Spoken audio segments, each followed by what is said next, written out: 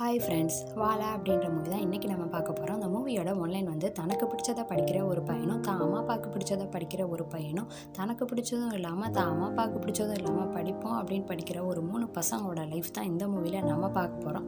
இந்த மூவியோட full story இது தான். நான் ரியா, நீங்கள் பார்த்துட்டு இருக்கிறது ரியா சினிமா. வாங்க வீடியோக்குள்ளே போகலாம். படத்தோட ஸ்டார்டிங் சீனில் ஒரு வாழைத்தோப்பை தான் காட்டுறாங்க. அந்த வாழைத்தோப்புக்குள்ளே ஃப்ரெண்ட்ஸ் எல்லாம் சேர்ந்து சைக்கிளில் போய்கிட்டு இருக்காங்க. அப்போ ஒரு பையன் பொத்துன்னு கீழே விழுகிறான். அப்போ பின்னாடி ஒரு வாய்ஸ் ஓவர் வருது. தனக்கு பிடிச்சதை படிக்கிற ஒரு பையனும் தான் அம்மா அப்பாவுக்கு பிடிச்சதை படிக்கிற ஒரு பையனும் தனக்கும் பிடிக்காமல் தான் அம்மா அப்பாவுக்கும் பிடிக்காமல் படிப்போம் அப்படின்னு படிக்கிற ஒரு 3 பசங்களோட லைஃப் தான் நீங்கள் இந்த மூவியில் பார்க்க போகிறீங்க அப்படின்னு சொல்லிட்டு தான் அந்த படமே ஆரம்பிக்குது. ஒரு அப்பா வந்து வர்றாரு. வந்து வாழைக்கண்டு இருக்கா அப்படின்னு சொல்லிட்டு ஒரு கடையில் கேட்குறாரு. ஆனால் அதுக்கு முன்னாடி இன்னொருத்தர் வாங்கிட்டாருன்னு சொல்கிறப்ப அவர் கூட இந்தாங்க வச்சுக்கோன்னு சொல்கிறார். ஆனால் இவர் வேணாம் அப்படின்னு சொல்லிட்டு வந்துடுறாரு. அந்த வாழைக்கண்டு வாங்கினாரு. வீட்டுக்கு போனோன்னே அவங்க ஒய்ஃப் கிட்ட மண்வெட்டி எடுத்துகிட்டு வா, இப்பே நட்டுருவோம் அப்படின்னு சொல்கிறப்ப இல்லைங்க நைட் ஆயிடுச்சா அப்படின்னு சொல்லிடுறாங்க. அந்த வாழைக்கண்டை வெளியே வச்சுட்டு அவங்க வீட்டுக்குள்ளே போயிடறாங்க. அப்போ ஒருத்தர் சைக்கிளில் வந்து அந்த வாழைக்கண்டை எடுத்துகிட்டு அவர் வீட்டுக்கு போய் வாழைக்கண்டை நட்டிடுறாரு. அது கொஞ்சம் கொஞ்சமாக வர்றது, காய்க்குது, பழமாகுது. பழம் பொறிச்சோடனே அதை வந்து அவங்க கடைக்கு போட்டுட்டு காசும் பார்த்துறாங்க. அப்போ வந்து அங்கே ஒரு பழம்பொரி விற்கிறாங்க. அதை வாங்கி ஒரு அப்பா சாப்பிட்றாரு. அவர் யாருன்னா அன்றைக்கி வாழைக்கண்டை வாங்கினாரே அவர் தான். அவர் வெளியே சாப்பிட்டுட்டு இருக்கும்போதே உனக்கு பையன் பிறந்துருச்சு அப்படின்னு சொல்கிறாங்க. அவர் சந்தோஷமாக உள்ளே போகிறாரு. அதுக்கப்புறம் அந்த பையனுக்கு கொஞ்சம் கொஞ்சமாக வளர இவரும் அந்த பையனுக்கு வேண்டியதெல்லாம் வாங்கிட்டே இருக்காரு. இப்போ ஸ்கூலுக்கு சேர்க்குற டைம் ஆச்சு. ஸ்கூலுக்கும் சேர்த்துறாங்க. ஸ்கூலுக்கு போனால் நான் மரம் வரைய டீச்சர் சொல்லி கொடுத்துருக்காங்க. ஆனால் இந்த பையனும் வரல, ஒருத்த பையனும் வரையலை. 2 பையனும் வரையாமல் இருக்கவும் டீச்சர் என்னன்னு கேட்குறப்ப அவங்க 2 சிரிக்கிறாங்க. அதுக்கப்புறம் அவங்க 2 ஃப்ரெண்ட்ஸாக ஆகிடுறாங்க. அதுக்கப்புறம் வீட்டுக்கு போயிட்டு அந்த வாழைக்கண்டு வாங்கினா அப்பா பேசுகிறாரு. நம்ம கூட ஒரு பையன் ஃப்ரெண்டாக இருக்கால, அந்த பையனோட சேர்ந்தா நம்ம பையன் படிப்பானான்னு தெரியலையே அப்படின்னு சொல்லி யோசிக்கிறாரு. ஏன்னா இந்த பையனை அவர் இன்ஜினியர் ஆக்கணும் அப்படின்னு நினச்சிட்டு இருக்காரு. இந்த பையனுக்கு ஒரு நல்ல படிக்கிற ஃப்ரெண்டு கிடைக்கணும், இல்லாட்டி ஒரு எதிரியாவது கிடைக்கணும். அந்த வைராக்கியத்தில் தான் நம்ம பையன் படிப்பான் அப்படின்னு சொல்லிட்டு அந்த அப்பா சொல்கிறாரு. அப்போ அந்த அம்மா சொல்கிறாங்க, அவங்க அந்த பையன் இப்போ தான் 1ஆவதே சேர்ந்துருக்கான், அதுக்குள்ளே அவன் இப்படி தான் நீங்கள் முடிவு பண்ணிட்டீங்க அப்படின்னு சொல்கிறான். அதே மாதிரி அந்த பையன் வீட்டில் அவங்க அப்பா சொல்கிறாரு, இவங்க இன்னும் படம் வரையதே சொல்லி கொடுத்துட்ருக்காங்களே, நம்ம இங்கே சேர்த்தது தப்போ அப்படின்னு சொல்லிட்டு அவரும் ஒரு பக்கம் பேசிகிட்டு இருக்காரு. இப்போ அந்த அப்பா சொன்ன மாதிரி அவங்க 4ஆவதும் போயிடறாங்க. 4ஆவது படிக்கிறப்ப தான் அந்த எதிரி வந்து இவருக்கு வந்து வர்றாரு. அவர் வந்து நல்லா படிக்கிற ஒரு பையன், ஸ்போர்ட்ஸ்லேயும் ஃபஸ்ட்டு. அவன் வந்துட்டு சாக்லேட் தாங்க அப்படின்னு சொல்லிட்டு கேட்குறப்ப இவங்க 2 பேரும் சொல்கிறாங்க, நாங்கள் வந்து சாக்லேட் சாப்பிட்டுட்டோம் அப்படின்ற மாதிரி சொல்கிறாங்க. அப்போ 3ஆவதாக ஒரு கேரக்டர் வருது. இவங்க 3 பேரும் இப்போ ஃப்ரெண்டு. அந்த பையன் வந்து ஒரு சாக்லேட் கொடுக்குறான். இந்தாங்க அப்படின்னு சொல்லிட்டு எங்கள் அப்பா வந்து ஊர்லேருந்து வாங்கிட்டு வந்து அப்படி சொல்லிட்டு கொடுக்குறான். அதுக்கப்புறம் பார்த்தா இவங்க வந்து டீச்சர் வந்து இவங்க பேரண்ட்ஸ் எல்லாம் வந்து கூப்பிட்ருக்காங்க. என்னென்னு பார்த்தா இவங்க கொடுத்த சாக்லேட்டே கிடையாது, அவங்க தாத்தாவுக்கு வச்சுருந்த லூஸ் மோஷன் மாத்திரை, அதை சாப்பிட்டு அந்த பையனுக்கு எதுவும் ஆயிடுச்சு சொல்லிட்டு அவங்க அப்பா வந்து கம்ப்ளைண்ட் பண்ணி வந்து இவங்க எல்லாத்தையும் சேர்ந்து திட்டுறாங்க. நீங்கள் எல்லோரும் ஹாஸ்பிட்டலுக்கு போய் அந்த பையனை பாருங்கள் அப்படின்னு சொல்லிட்டு அந்த டீச்சர் சொல்லிடுறாரு. நான் அவங்க பிள்ளையை பார்த்துக்கிறேன் அப்படின்னு சொல்லிட்டு குச்சி எடுத்து சும்மா வெள்ளுன்னு அவங்கள வெளுக்கிறாரு. இந்த மாதிரி தான் அவங்க வந்து அடி வாங்கின மணியமாகவே இருக்காங்க. இவங்க எப்போ பார்த்தாலும் பனிஷ்மெண்ட் வாங்கி கிளாஸ்க்குள்ளேயே நின்றுட்டு இருக்காங்க. அப்போ ஒரு பொண்ணு என்ட்ரு ஆகுது. அந்த பொண்ணை இவங்க 3 பேத்துக்குமே பிடிச்சிருக்கு. ஆனால் அந்த பொண்ணுகிட்ட இருக்க பெரிய ப்ளஸ், அந்த பொண்ணு நல்லா படிக்கும். அப்புறம் எப்படி அந்த பொண்ணுக்கு இவங்கள பிடிக்கும், அந்த நல்லா படிக்கிற பையனை தான் அந்த பொண்ணுக்கு பிடிச்சிருக்கு. இருந்தாலும் இவங்க ட்ரை பண்ணுவோம் அப்படின்னு சொல்லிட்டு அந்த பொண்ணோட பிறந்த நாளுக்கு டைரி மில்க் வாங்கி கொடுக்கலாம் அப்படின்னு சொல்லிட்டு நினைக்கிறாங்க. ஆனால் அவங்க கிட்ட காசு இல்லை. ஒரு டைரி மில்கை வாங்கிட்டு ஒரு 2 ஃப்ரெண்ட்ஸ் மட்டும் போய் அந்த பொண்ணுக்கிட்ட ஹாப்பி பர்த்டே அப்படின்னு சொல்லி கொடுக்குறாங்க. அந்த பொண்ணு தேங்க்ஸ், உங்களோட இன்னொரு ஃப்ரெண்டு சொன்னாங்க, அவங்க வாங்கி உங்ககிட்ட கொடுத்து வர்றேன்னு அப்படின்னு வந்து அந்த பொண்ணு சொல்லுது. இவங்களுக்கு உடனே செம்ம கோவம் வந்துடுது. அவனை போய் அடின்னு அடிக்கிறாங்க. செவதிக்குள்ளெல்லாம் பெறல்றாங்க. என்னடா நாங்கள் கஷ்டப்பட்டு வாங்கி கொடுத்தா நீ வந்து பேர் வாங்கிட்டு போயிட்டேன்னு சொல்கிறப்ப, இல்லைடா நீங்கள் 2 பேரும் சேர்ந்து போய் டைரி மில்க் கொடுக்குறீங்க, அந்த பொண்ணு அவங்க 2 பேத்தில் யாராவது ஒரு ஆளை பிடிச்சிருக்குன்னு சொன்னால் நீங்கள் கஷ்டப்படுவீங்கள, அதுக்கு தான் நான் என்ன சொன்னேன் அப்படின்னு சொல்கிறப்ப, வா அந்த பொண்ணுட்டு வந்து நாங்கள் தான் வாங்கணும்னு சொல்லு அப்படின்னு சொல்லிட்டு இங்கே 3 பேர் கிளாஸ் ரூமுக்கு போகிறாங்க. அங்கே பார்த்தா அந்த பொண்ணு இவங்க வாங்கி கொடுத்த டைரி மில்க்கு அந்த நல்லா படிக்கிற பையனுக்கு ஊட்டி விட்டுட்டு இருக்கா. அவங்க 2 பேரும் இவங்க டைரி மில்க் வச்சு லவ் பண்ணிட்டு இருக்காங்க. அது மட்டும் இல்லாமல் அவன் வந்து லெட்டரும் கொடுக்குறான். அதை பார்த்துட்டு அவங்க அன்னையோட முடிவு பண்ணிடுறாங்க, இனிமேல் நம்மளுக்கு பொண்ணும் வேணாம், டைரி மில்க்கும் வேணாம் அப்படின்னு சொல்லிட்டு. அதுக்கப்புறம் வந்து ஐஸும் சாப்பிட்டுட்டு 3 பேரும் நடந்து போயிட்டு இருக்காங்க.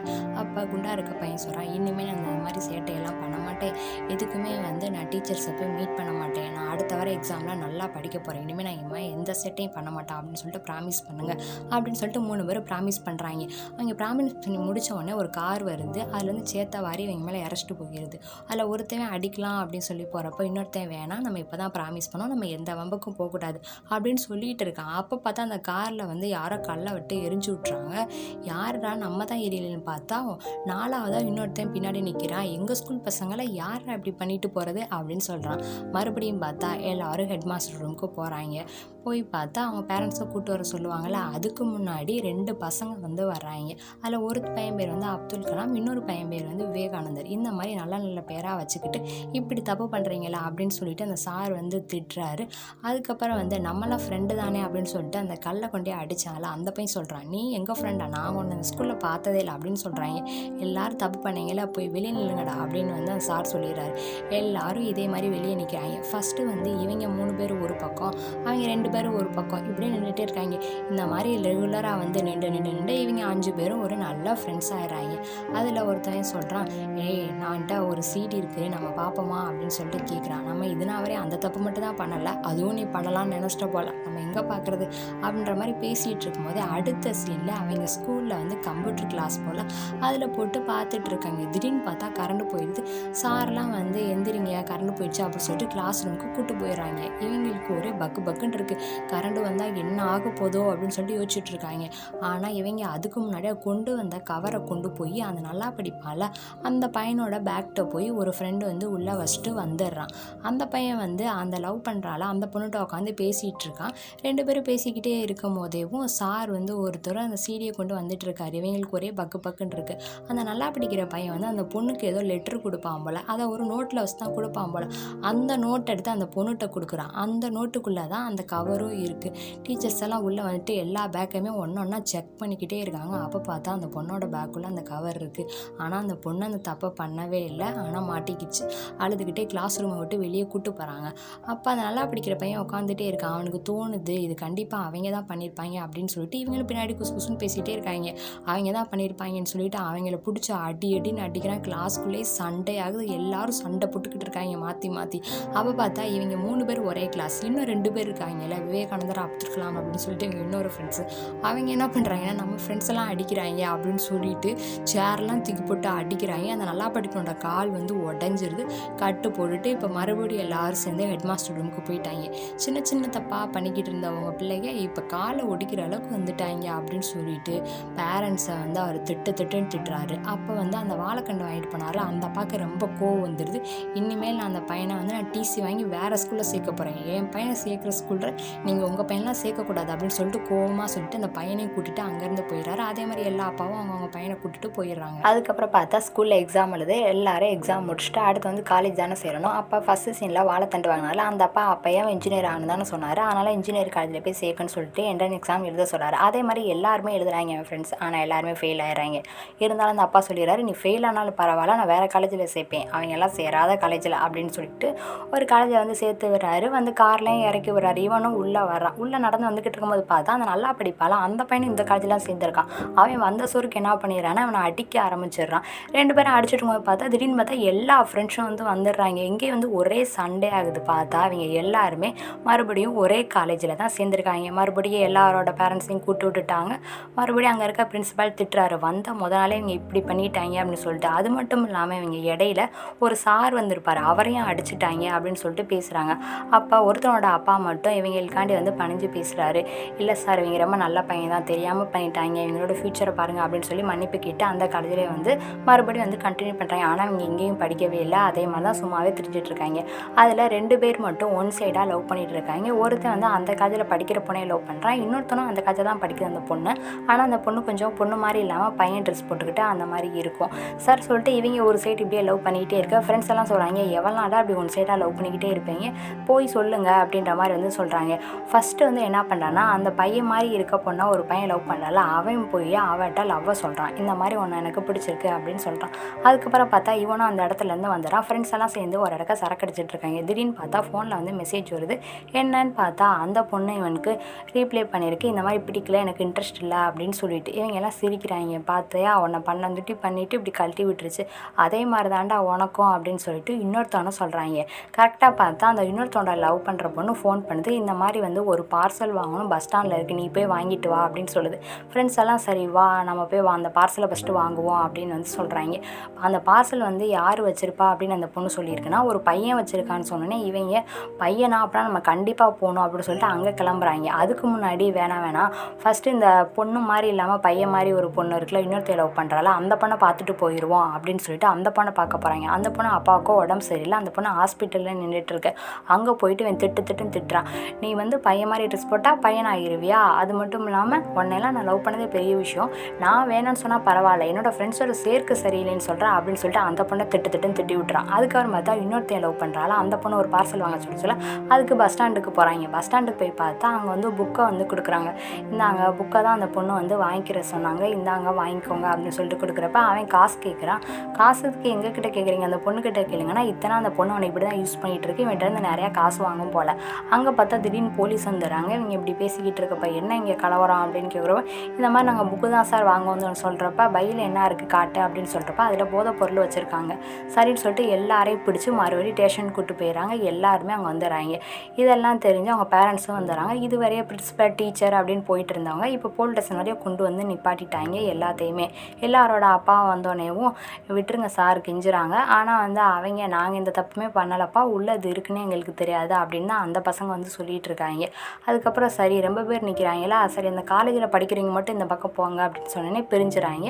அந்த 5 பேரும் மித்தவங்களாம் பிரிஞ்சுறாங்க. அவங்க அப்பாங்க சொல்கிறாங்க எங்கள் பையன் மறுபடியும் தெரியாமல் பண்ணிட்டாங்க அப்படின்னு சொல்கிறப்ப அந்த போலீஸ் சொல்கிறாரு, நீங்கள் தான் அந்த பையங்களுக்கு விருப்பம் இல்லாத படிப்பை படிக்க சொல்லியிருக்கீங்க, அதனால தான் அவங்க என்னென்னமோ பண்ணிட்டு தராங்க. எங்கள் அப்பாவும் இப்படி தான், எனக்கு போலீஸ் ஆகணும் விருப்பமே இல்லை, ஆனால் என்ன போலீஸ் படிக்க வச்சாரு, அந்த எரிச்சலில் தான் நானும் ஏதோ பண்ணேன், அதே மாதிரி தான் இவங்க பிடிக்காத படினா எப்படி படிப்பாங்க, அதனால தான் இங்கே படிக்காமல் இப்படி அவங்க இஷ்டத்துக்கு தராங்க, அதுக்கு நீங்கள் தான் காரணம் அப்படின்னு சொல்லிட்டு அந்த போலீஸ் பேரண்ட்ஸ் எல்லாம் திட்டுறாரு.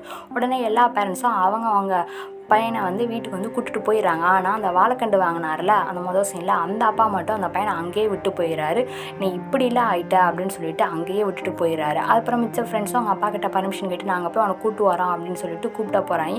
கூப்பிட போனால் போலீஸ் ஸ்டேஷனில் காணோம். இவங்களும் தேடி பார்க்குறாங்க. பார்த்தா காலேஜில் மேலே மாடை நின்றுட்டு நான் கீழே விழுக போகிறேன் அப்படின்ற மாதிரி அந்த பையன் சொல்லிட்டு இருக்கேன். இவங்க எல்லாம் விழுகாதன்னு இப்போ சொல்லி பார்க்குறாங்க. சரி நீ விழுந்தா விழு அப்படின்னு சொல்லிட்டு எல்லாரும் நடக்க ஆரம்பிச்சுறாங்க. உடனே அவனும் சரி நானும் வரேன் அப்படின்னு சொல்லிட்டு கூட வந்துடுறான். இவங்க போய் வீட்டில் விட்டுறாங்க. போய் அப்பாட்ட பேசு, அப்பா ஒன்றும் நினைக்க மாட்டார், அப்பானா அப்படி தாண்டா இருப்பாங்க அப்படின்னு சொல்லி அட்வைஸ் பண்ணி வீட்டுக்குள்ளே அனுப்பிடுறாங்க. ஆனால் அவங்க அப்பா செம்ம கோத்தில் இருக்காரு, திட்டுறாரு. உடனே நான் என்ன சொன்னேன், வீட்டுக்கு வர வேணாம் தானே சொன்னேன், ஏன் நீ வீட்டு விட்டு ஃபஸ்ட்டு வெளியே போ அப்படின்னு சொல்லிடுறாரு.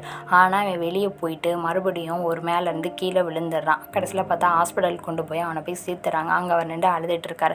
அங்கேயும் எல்லாரோட பேரண்ட்ஸும் அந்த ஃப்ரெண்ட்ஸும் வராங்க. உடனே அவங்க அப்பா ரொம்ப கோவப்படுறாரு. என்னோட பையனுக்கு கொஞ்சம் நஞ்சு உசுறு தான் இருக்குது, அதையும் உங்கள் பையன்லாம் போக்கடிக்க வேணாம், தயவுசெய்து உங்கள் பையனை கூட்டு போங்க அப்படின்னு சொன்னேன். எல்லா ஃப்ரெண்ட்ஸும் தனித்தனியாக அழுதுட்டு அவவே போயிடுறான். அதுக்கப்புறம் பார்த்தா அவங்க காலேஜில் எக்ஸாம்ஸ் வருது. எக்ஸாம் எல்லாருமே எழுதுறாங்க. ஆனால் யாருமே பாஸ் ஆகலை, எல்லாருமே ஃபெயில் ஆகிறாங்க. ஆனால் நல்லா படிப்பாள், அவன் மட்டும் பாஸ் ஆகிறான். லைஃப்பில் அடுத்தடுத்த கட்டத்துக்கு அவன் மூவ் பண்ண ஆரம்பிச்சிடறான். அவன் எந்த பொண்ணை லவ் பண்ணானோ அந்த பொண்ணையும் கல்யாணம் பண்ணிக்கிறான். அதுக்கப்புறம் அவனுக்கு பையனும் பிறக்குது. இவங்க இன்னமும் அப்படியே இருந்துட்டு இருக்காங்க. அப்போ தான் அவங்களுக்கு லைஃபோட ரியாலிட்டி புரியுது. என்னன்னா இப்போ ஒருத்தன் தூங்கிட்டு இருக்கான், அதில் அவங்க அப்பா நியூஸ் பேப்பர் கொடுத்து இன்டர்வியூ போயிட்டு வா, கிடைச்சா பார்ப்போம் அப்படின்னு சொல்லிட்டு அனுப்பி வைக்கிறாரு. அந்த இன்டர்வியூவில் போய் எனக்கு ஒரு ஆன்சர் தெரியல, திணறேன், வெளியே ஃபீல் பண்ணுறான். அந்த இன்டர்வியூவில் அவன் செலக்ட் ஆகலை. அடுத்து ஒருத்தவன் வீட்டில் விசேஷம் அப்படின்னு சொல்லிட்டு ஒரு ஃபங்க்ஷனுக்கு போகிறான். அங்கே பார்த்தா என்னப்பா இன்ஜினியரிங் படித்தா என்னாச்சு அப்படின்னு சொல்லிட்டு அங்கேயும் அவனை கஷ்டப்படுத்துகிறாங்க. அதுக்கப்புறம் பார்த்தா ஒருத்தரோட அப்பா அவரோட அப்பாட்ட என் பையன் இந்த மாதிரி இன்ஜினியரிங் முடிச்சுட்டு அரியர்ஸ் இருக்குது, அதை எழுதிட்டு இருக்கான், அனுந்தோட்டி விவசாயம் பண்ணட்டும், கொஞ்சம் நிலத்தை தாங்கப்பா அப்படின்னு கேட்டால் அவங்க விவசாயமா, இன்ஜினியரிங் படிச்சுட்டு விவசாயமா அப்படின்னு சொல்லிட்டு அவரும் இன்சல்ட் பண்ணிடுறாரு. அதுக்கப்புறம் பார்த்தா இன்னொருத்தவனுக்கு தங்கச்சி கூட தங்கச்சிக்கு கல்யாணம் பண்ணணும், இன்னும் நீங்கள் உங்கள் பையனை இப்படியே வீட்டில் வச்சுருந்தா எப்படி, இந்த வீட்டை விற்று அவங்க பிள்ளைய கல்யாணம் பண்ணிவிட்டு அவனுக்கு இருக்க மிச்ச காசை கொடுத்து ஃபாரின் அனுப்புங்க அப்படின்னு சொல்லிட்டு இன்னொரு வீட்டில் சொல்லிட்டு இருக்காங்க. அதுக்கப்புறம் லாஸ்ட்டாக ஒருத்தன் பேங்க்கில் லோன் வாங்க போகிறான். ஏதாவது நிலம் இருந்தால் கொடுங்க, இல்லை நகை இருந்தால் கொடுங்க, இல்லாட்டி லோன் தர முடியாது அப்படின்னு சொல்லிட்டு எல்லாருமே இப்போ தான் லைஃபோட அடுத்த கட்டத்தை ஃபேஸ் பண்ண ஆரம்பிக்கிறாங்க.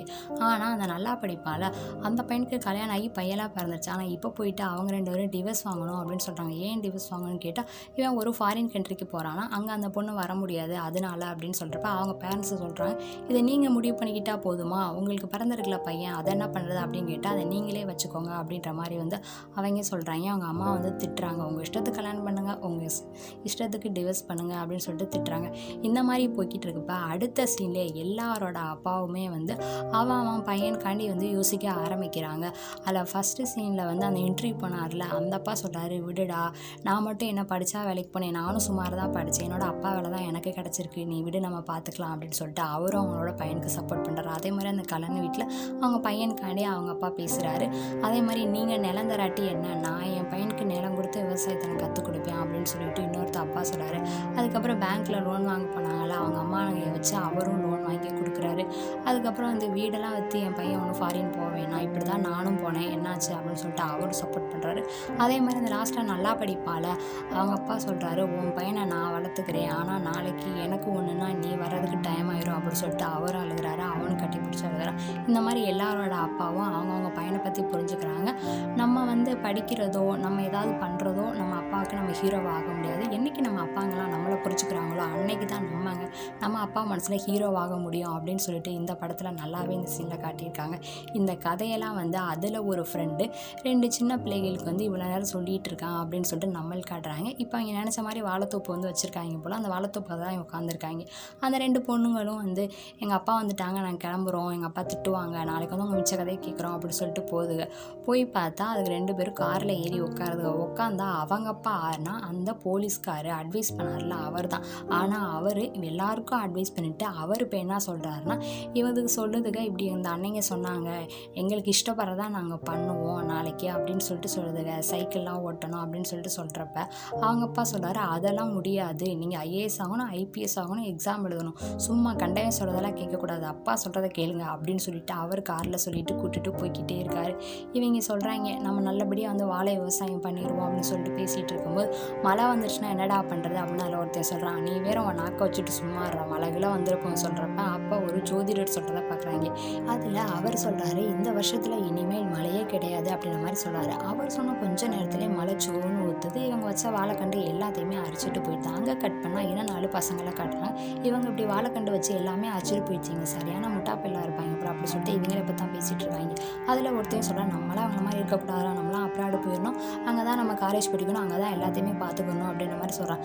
சரி அதெல்லாம் இருக்கட்டும், இப்போ நம்ம சாப்பிட்ட டீக்கும் இந்த பழம்பொரிக்கும் காசை கொடுறா அப்படின்னு சொல்லிட்டு ஒருத்தன்ட்ட சொல்கிறான். அவன் சொல்கிறான், என்கிட்ட எதிரா காசு, என்கிட்ட காசு இல்லையே அப்படின்னு சொல்கிறப்ப, என்னடா நம்ம அப்ராடு போகணுன்றோம், காசு கூட வந்துட்டு இல்லையா அப்படின்னு சொல்கிறப்ப அந்த கடைக்காரங்க காசுன்னு கேட்குறப்ப அந்த பசங்கள்லாம் கடை விட்டு ஓடுறாங்க. ஓடுறப்பே வாழை 2 அப்படின்னு சொல்லிட்டு லீட் கொடுத்து அந்த படத்தை முடிக்கிறாங்க.